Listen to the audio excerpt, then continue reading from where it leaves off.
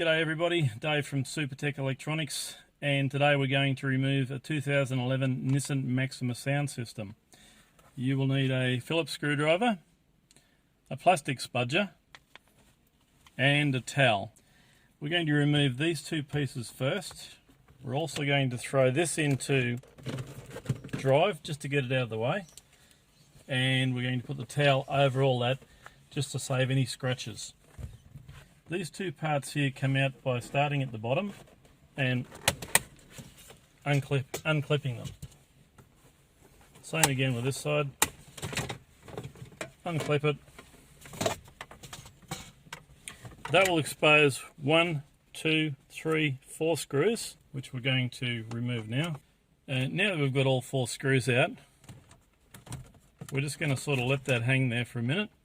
We're going to remove this top section here, and that's done by getting a plastic spudger underneath, being very careful not to damage it because it is a very extremely soft dashboard. Once you spudger it out, that will expose one plug here that plugs into there, and once you remove that, this whole piece will come out and you can leave it to the side.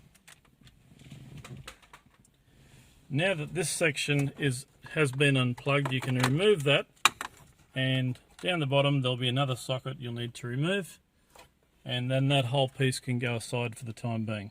If you've got touchscreen issues and you need to send us out for repair, there's 2 screws there that you need to remove, and the whole thing will come out with one plug plugged into the back. Once again, pushing the middle key, the middle plastic key, to remove the socket, and you can just send us that with the rest of the head unit for repair. Okay, there will of course be 4 screws holding the headpiece in.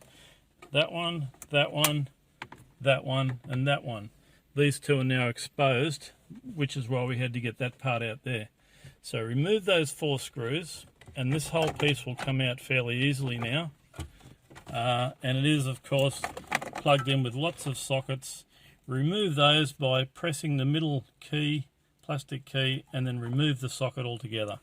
Don't worry about when you put it back getting them wrong, they only fit in one hole. So now that we've got that whole piece out, we don't need this bottom part here. We just need you guys to put that back into the car. So remove the brackets and put that whole white section there with its plug connection back in the car. And then you can send the rest of the unit to Supertech Electronics with the fascia for repair.